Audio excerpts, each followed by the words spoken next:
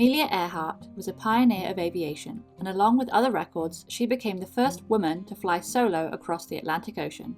Amelia Earhart was born on July 24, 1897. She was often referred to as a tomboy growing up because some of her favourite hobbies included things which were not considered ladylike in the early 1900s, such as climbing trees, hunting, and collecting bugs and frogs on adventures with her sister.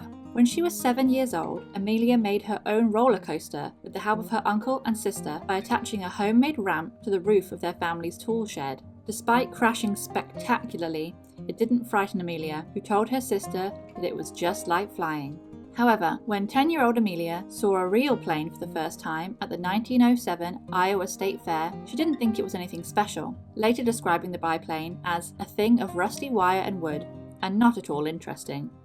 It wasn't until she became an adult that Amelia Earhart would discover her fascination with flying, when she and a friend visited a flying exhibition in Toronto, Canada. The pilot flew low over their heads, and instead of running, Amelia stood her ground, and she felt herself being called to a career in aviation, saying, "I did not understand it at the time, but I believe that little red airplane said something to me as it swished by." On December 28, 1920, Amelia had her first trip in a plane. It was only 10 minutes long, but it changed her life. By the time I had got 200 or 300 feet off the ground, I knew I had to fly. From that moment on, Amelia did everything she could to make her dream a reality, working a variety of jobs until she saved enough money for flying lessons, and on January 3, 1921, she had her first flying lesson with a female pilot named Nita Snook.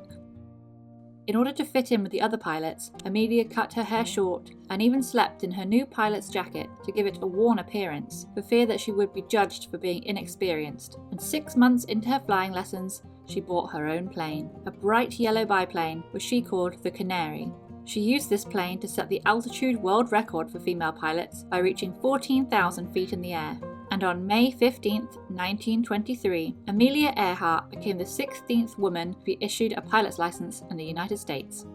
In 1927, Charles Lindbergh became the first pilot to fly solo across the Atlantic Ocean, and just a year later, Amelia was chosen to become the first woman to make the trip. She was given the title of captain, but, in her own words, she was just baggage. She didn't get to fly the plane, and she wasn't being paid. Despite this, Amelia still agreed. She wrote to a friend, "When a great adventure's offered to you, you don't refuse it. That's all."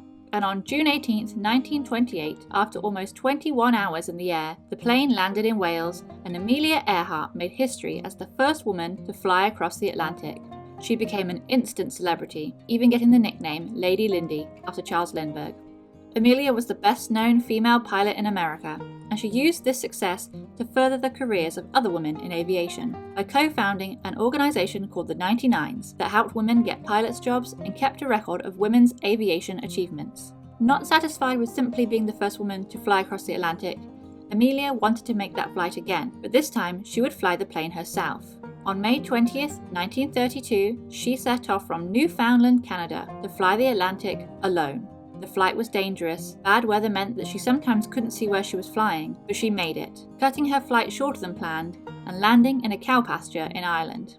The flight took 15 hours and 18 minutes and was only the second solo flight across the Atlantic, the first by a woman and the longest non-stop flight by a woman, 2,026 miles.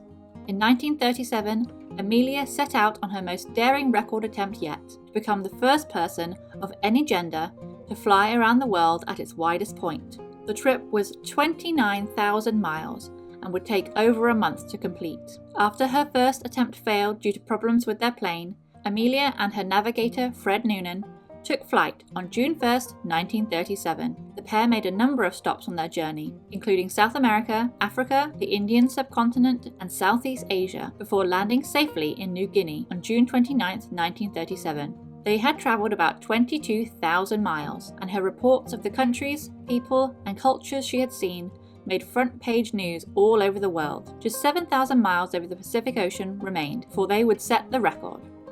They set off for their next stop on July 2, 1938, but Amelia Earhart and Fred Noonan were never seen again. There are a number of theories as to what happened to the pair. Some think their plane crashed into the ocean. Some think it's possible they landed on an uninhabited island and survived for a short time. But after the largest search effort in history, no trace of Amelia, her navigator, or their plane was ever found. She was 39 years old. Amelia Earhart was world famous in her time, and her bravery, passion, and independent spirit, along with the mysterious circumstances of her death, has meant that she's become a lasting icon. She inspired thousands of female pilots to chase their dreams, and to this day is a reminder that with determination, you can achieve anything.